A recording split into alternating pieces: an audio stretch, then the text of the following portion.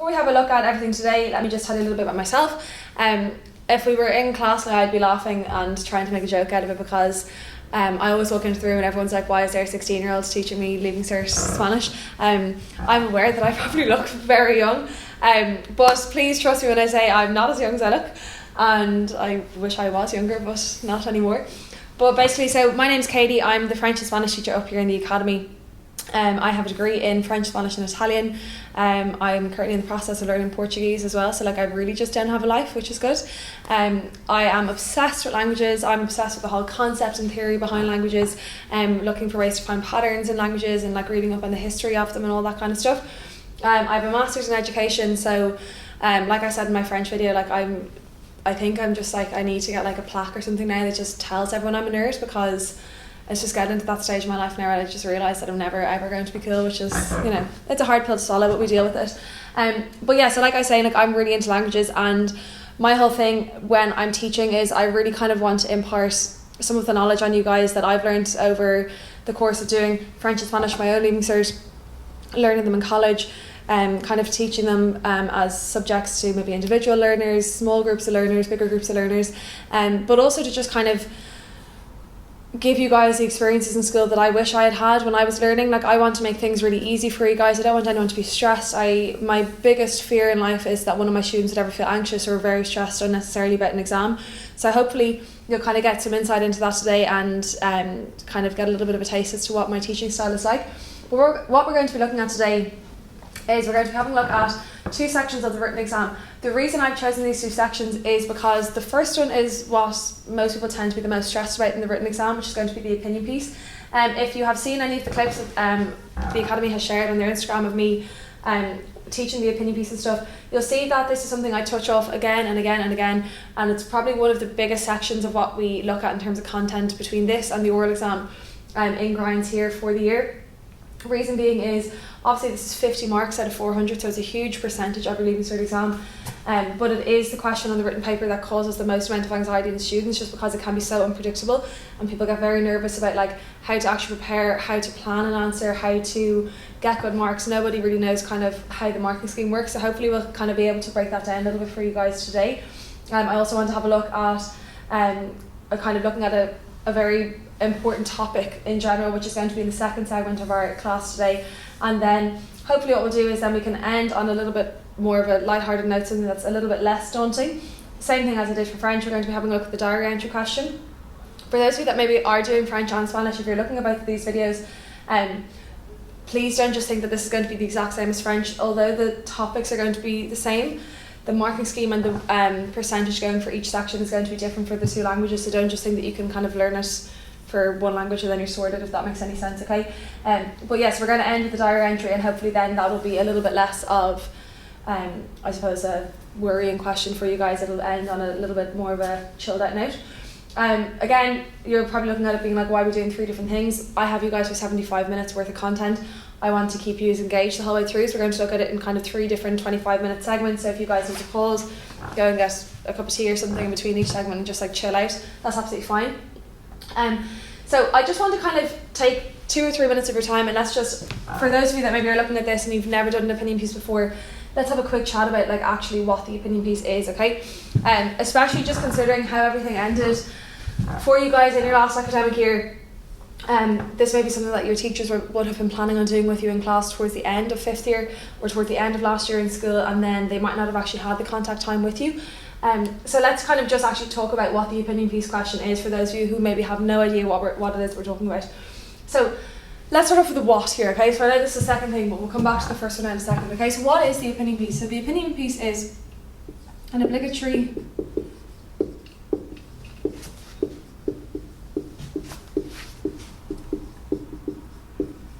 essay style question on the written paper. And like I said in the French video as well, I hate using this word essay because everyone thinks then you guys will all associate essay with English paper 2 or history or geography or something that's extremely long and can be quite intimidating. When I say essay style, I just mean in the sense that you'll be given a title and you have to respond to that title in Spanish. You'll be expected to use things like paragraphs, you'll have a little bit of an introduction, a little bit of a conclusion, but it's not going to be the kind of same depth as what you would consider maybe an essay in your other Leaving Cert subjects, okay? So it's similar style, but not similar in the sense of length, okay? So it's an obligatory essay style question on your written paper. Where are you going to see it? It is always going to be question 5 of section B.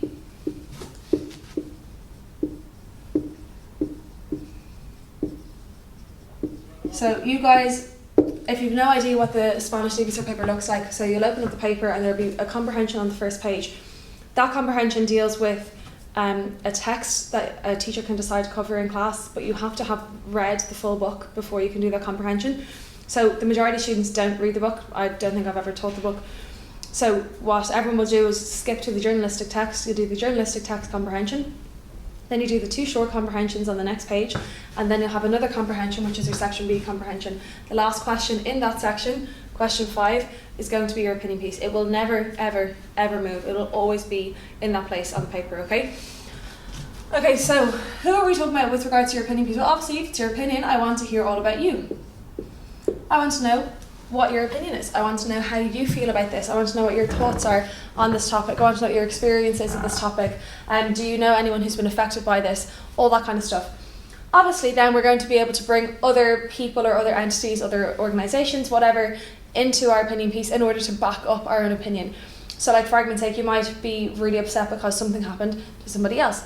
You might be really upset because the government isn't doing enough. Do you know what I mean? That like you can bring other people into your answer. So because of that, then we can include kind of anyone. But just to give you some ideas as to the most common, I suppose, things that come up in people's answers would be things like el gobierno, so the government, los colegios,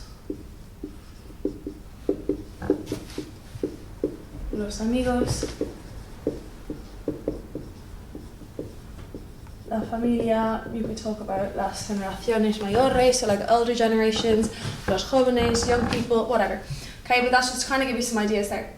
Okay, when do most people cover it? Like for argument's sake, to give you some insight, with my day school students, I haven't touched the opinion piece in my 5th years. I will purely start that at the beginning of 6th year. It's the first thing that I look at in 6th year, whether that's in day school or in the grinds. So I would say like kind of beginning of 6th year. Some teachers may start at the end of 5th year. But if you're going into 6th year and you have yet to even look at an opinion piece, please do not be intimidated or daunted. I haven't done them with my 5th year set either, okay? Now, what a lot of people, when we get kind of actually start doing this in class, whether that's in grinds and people are coming in on Saturday morning and they're wrecked and they don't want to have to do this kind of stuff with me, they will always say, okay, why do we have to write an opinion piece? So let's think about your Spanish Junior Cert exam. And your written production in that may have been something like a postcard, letter, that kind of thing. And everyone would have said, you know, you had to write to your Spanish pen pal and like ask him to come visit you or something and say 2 things you could do when he visits you. And everyone will say, would you like to come visit me in July? We can go to the beach and swim in the sea. Who is bringing a Spaniard to swim in the Irish Sea, first of all? Do you want to kill them? Second of all, if you got from 3rd year to 6th year and all you could write was, do you want to visit me? We can go to the beach and swim in the sea. That would look bad on everyone, okay? That would look bad on me, look bad on you guys, look bad on the Department of Education, everyone. So we have to show kind of some sort of progress from that. So the why behind the opinion piece is to show evidence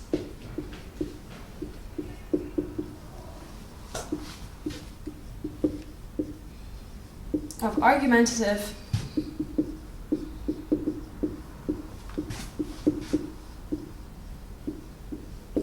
and expressive writing. That you kind of have to be able to show to the examiner that, listen, I've been in a Spanish classroom for the last 6 years, I have some sort of ability to express how I feel or to argue my point across, okay? It might not be the best piece of Spanish you've ever written, it might not be the best piece of Spanish the examiner's ever seen, it doesn't have to be.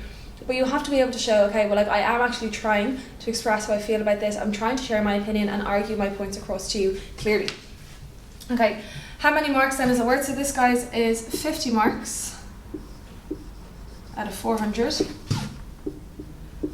So this is going to be 12.5% of your Leaving Cert. So we've got a 400 mark kind of total to be working off, and this is probably one of the first things I'll be covering in grinds this year, is kind of having a look at the marking scheme for the Leaving Cert, having a look at kind of how all the marks are broken down, what's expected of you in each component. So like, what's expected of you in an oral exam, what do you need to know for your oral exam, how are you going to prepare for your written exam, all that kind of stuff.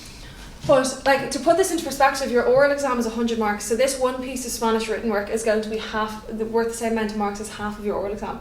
And think about how nervous everyone gets about their oral exam. You can kind of understand then why I wanted to start off with this, why I like to target this from the beginning of 6th year. Okay, so how are we going to get these marks? So these 50 marks are going to be broken down into what we call content and language, okay? So we kind of have content communication is what we call like C, and then language is L. So to get our content marks, to get our communication marks, whatever it is that you like to call them, you want to have little or no irrelevant material.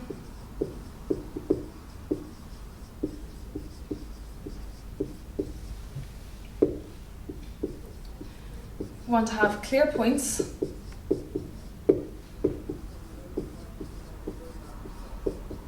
And this isn't exactly word for word from the marking scheme, this is just to kind of break it down a little bit into things that we can actually understand. And one thing that is on the marking scheme that I think is important for you guys to understand is this sentence, okay? So it says communicative intention fulfilled. So what does that mean? That means that, let's say hypothetically, you get given a question and in your introduction you say, I completely agree with this statement, I'm going to talk about the gym and social media. That means then that by the end of your answer, you have to show the examiner that you have agreed with this statement, and that at some stage in your answer you've mentioned the gym and social media. That whatever you have told the examiner your intention is to communicate throughout your answer has been communicated throughout your answer. Do you know what I mean? That like, whatever you said you were going to do, you did. So that's what I mean by your communicative intention fulfilled. Then with regards to your language,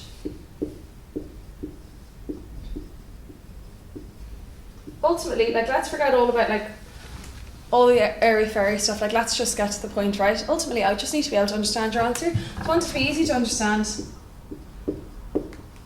And if that means that maybe your level of Spanish isn't great, but you know that you're really good at writing basic stuff, that I would rather see you write the basic stuff and write it well than attempt to write loads of complex stuff and me not have a notion what you're trying to get across. Do you know what I mean? That like, if you use easy to understand Spanish, it's going to be easier for me to give you marks because I can actually kind of grasp what it is that you're trying to argue.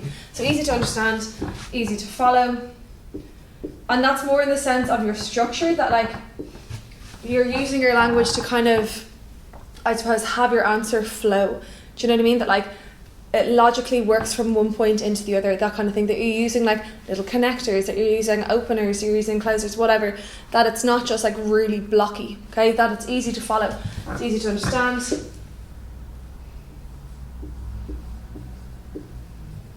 Good argumentation.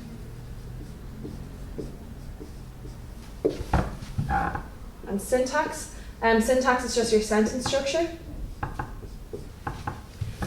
And then, like we had in the French one as well, on the marking scheme we have this sentence, and just to kind of give you some ideas as to what this actually means. So it'll say that your answer needs to be comprehensible to what we call a Spanish monoglot. So comprehensible to Spanish monoglot. So mono, like if anyone here like is doing, say, like Leaving Cert religion or something, you know, monotheistic religion is a religion with one God. If you are monogamous, you will have one partner. You had like the monolithic time in the Stone Age, which is all about like one type of stone. Monoglot just means one. So what we're saying here, that if someone who only spoke Spanish read your answer, would they be able to understand it? And like I was saying earlier, like that's kind of the whole point as to why you shouldn't be using things like the translate, because ultimately it's just translating from English into Spanish, and you need to be getting kind of into a mind frame where it's like you're trying to ultimately work through Spanish versus always directly translating from English into your target language, okay? And that's the reasoning behind it. So I'm going to leave that up there for a second. You guys need to screenshot that before we have a look at our next kind of little topic. So that's to kind of give you a little bit of insight into the opinion piece. Now, I'm going to do the same thing with you guys as I did in French, in the sense of, in your notes there, so you've got two sets of notes. You've got one on the opinion piece and one on the diary entry. The opinion piece, if you're looking at those and I like, you might think they're a little bit random, it's because I've taken pieces from a few different things that I have prepared for the opinion piece. So like, if I don't know if anyone here has ever come to one of my grinds or my Christmas course or anything, you'll know that my opinion piece notes are my babies.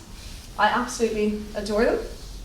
And like I have a full booklet with like 8 themes in it for the opinion piece, and that's like the one there that you have, and there's like theme 6 is health in the booklet there. So like there's 8 themes done out like that with like articles, phrases, vocab, sentences, whatever. And then you also will get another full booklet of like all your sample answers and stuff. So like my opinion piece notes are my ride or die, like I'm obsessed with them, like I should adore them. So that's just to kind of give you a little bit of insight into what some of the notes will look like, but that's not the full set of notes.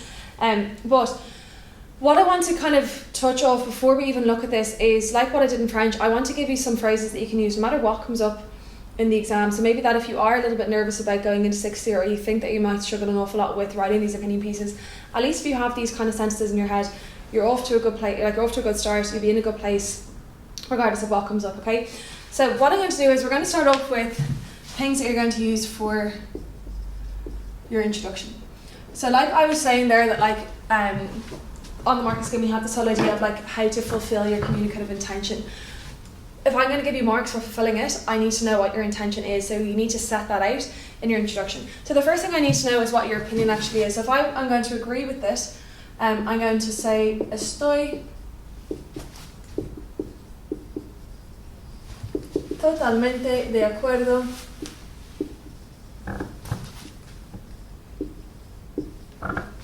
con esta afirmación.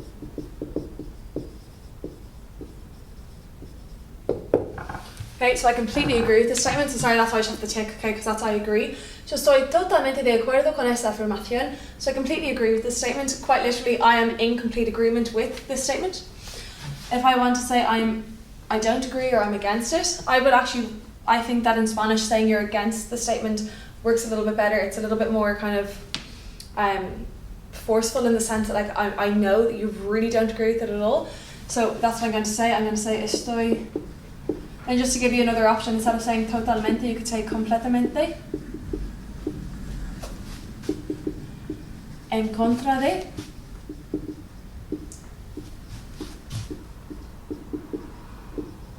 Esta afirmación.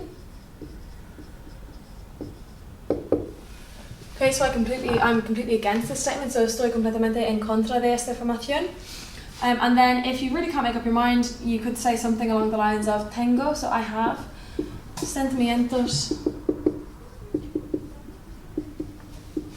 or you could say pensamientos mixtos,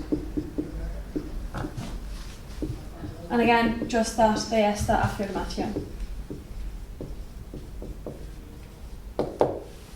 Okay. So again, I agree, I disagree, or I'm saying here I have, so I'm half-half.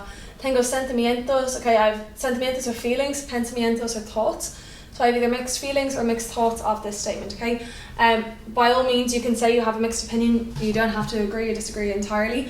Some of your teachers may say that you shouldn't do this, and the reason being is that it can often be quite hard to kind of portray why your thoughts are mixed. Sometimes students will end up saying they have mixed thoughts, and actually by the end of their answer they've kind of nearly argued that they agree or they disagree. So just be a little bit wary if you are going to say you have mixed thoughts, that you actually kind of tell the examiner why those thoughts are mixed, if that makes any sense. Okay, so I've told the examiner what my opinion is. I then need to kind of set out what it is that I'm going to talk about. So I might follow my opinion phrase with one of the following. So, para compartir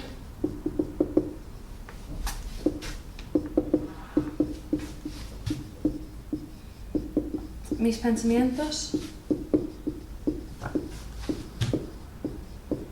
voy a hablar de. Okay, so in order to share my thoughts, I'm going to speak about whatever. So compartir is the verb to share. Easiest way to remember that is that if you share something, everybody gets a part of it. Compartir.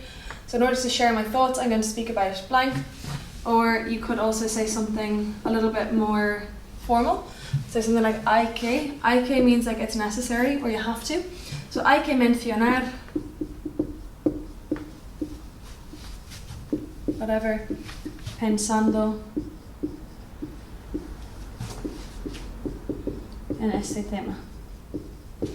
So you have to mention blank. So you have to mention sexism, you have to mention racism, you have to mention mental health, you have to mention anxiety, whatever, thinking of this theme, okay? And you might want to mark for yourself that in Spanish we nearly always follow the verb pensar, the verb to think, with the preposition en. So in English we say to think of or to think about. In Spanish you say to think in. So pensando en este tema, okay? And this again, it's not esta, it's este, because this ends in MA for man. So things like problema, sistema, tema, but ends in MA, it's usually going to be masculine, okay?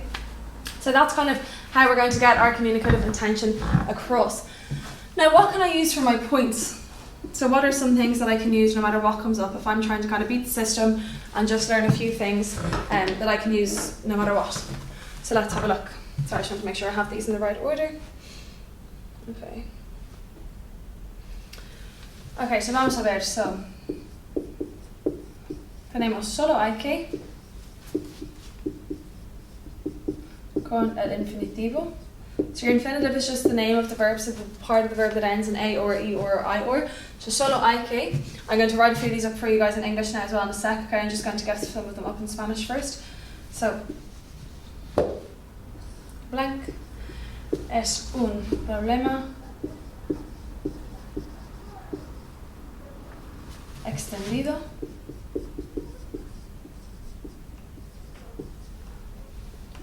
inquietante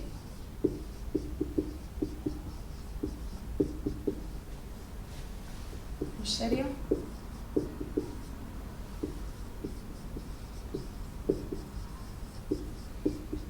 actualmente. Okay, so let's have a look at these two in English first before we move on. So solo hay que.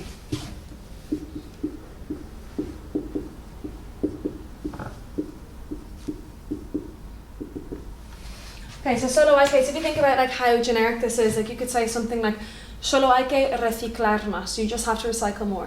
Solo hay que ser más aceptante, right? You just need to be more accepting. Like it could be used for anything, okay? Then we've got something, so blank is a widespread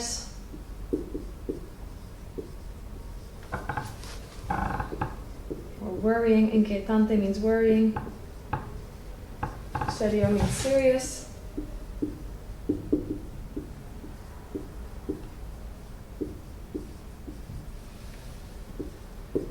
then actualmente means at present, so it doesn't actually mean actually, am I joking? Okay, but actualmente means like at present or currently or something along those lines. Okay, so we're actually going to just take a few extra minutes on this section because our second segment isn't going to take as long as I thought it kind of might, so I'm going to take another few minutes from the second segment just to finish this off because I think this is really important. So just bear with me for a few minutes on this.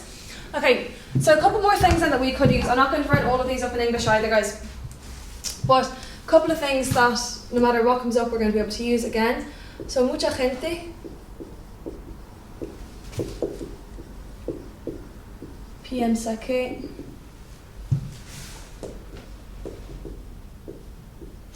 otros piensan que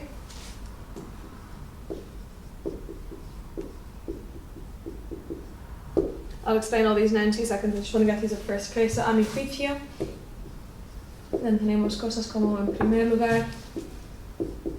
Again, you don't need to take all these down. If you want, you can just screenshot this or mark a few of them for yourselves.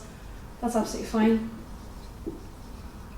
This is just to kind of give you extra stuff as to what's in your notes. So en primer lugar, en segundo lugar, por una parte,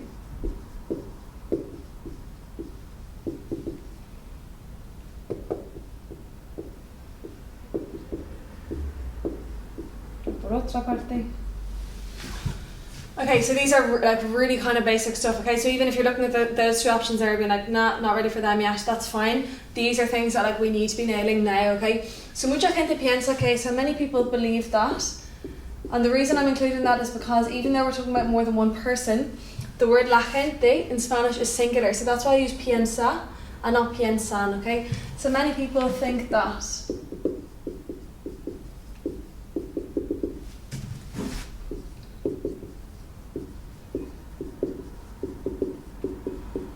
And if I was just talking about others, I have to use otros, and then this is plural, so that's why I've got piensan with this. Otros piensan que, others think that, whatever. A mi juicio, I promise you if you haven't done an opinion piece yet, and you write your first one and you use this instead of saying en mi opinión, your teacher's going to be delighted and actually very shocked. It's a really simple change to make, but it's such a nice way of actually kind of sounding a little bit more Spanish. So a mi juicio significa in my opinion. Okay. También podemos utilizar la frase en mi opinión, pero eso es un poquito más español, okay? So it's a little bit more Spanish. You can say en mi opinión, but it's a little bit more kind of literal from English into Spanish. Okay, en primer lugar is one way of saying firstly, and then en segundo then is obviously secondly. Okay, then we've got por una parte on one hand, y por otra parte is on the other hand. Okay, so let's tie this all up now and I'm going to show you how to absolutely nail your conclusion, okay? So I'm just going to write it under here, it's not going to be too long.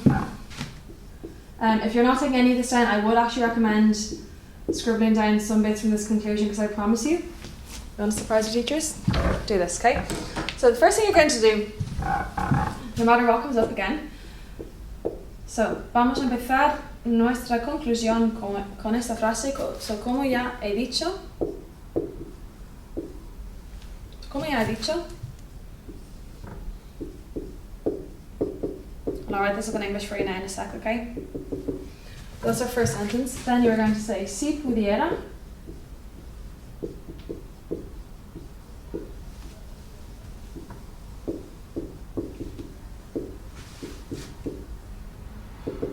Me gustaría.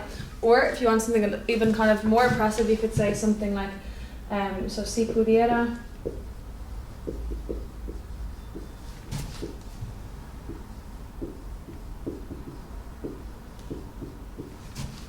Me gustaría hablar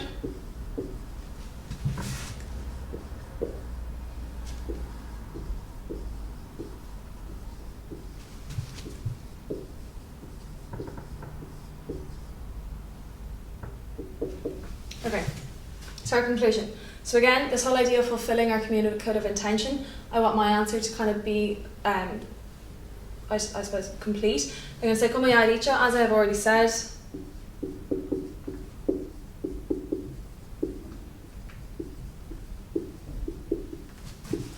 And then you're going to repeat your opinion. So I completely agree, completely disagree, or I have mixed feelings, whatever it is.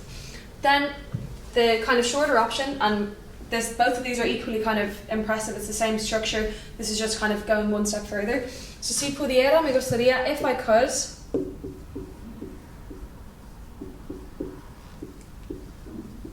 I would like. So if I could, I would like to travel more. And again, all you have to do with this structure is just put the name of the verb after it, so you don't actually have to do anything else. And the second option then, si pudiera, again, if I could.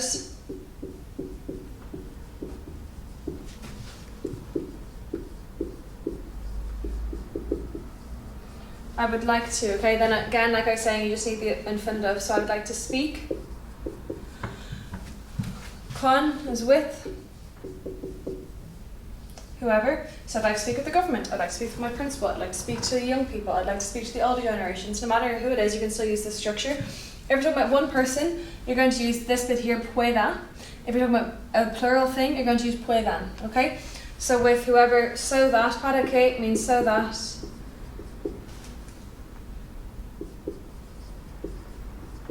They can, whatever. So, si pudiera, me gustaría hablar con el presidente para que pueda mejorar la situación.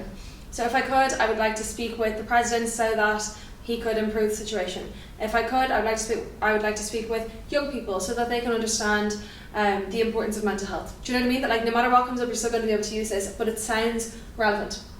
And that's the trick. That's how we're going to be savvy and kind of trick the examiner into thinking we know more about the topic than we actually do. Okay, so sorry, I know that was probably way over 25 minutes, but I won't keep you longer than you expected, so don't worry.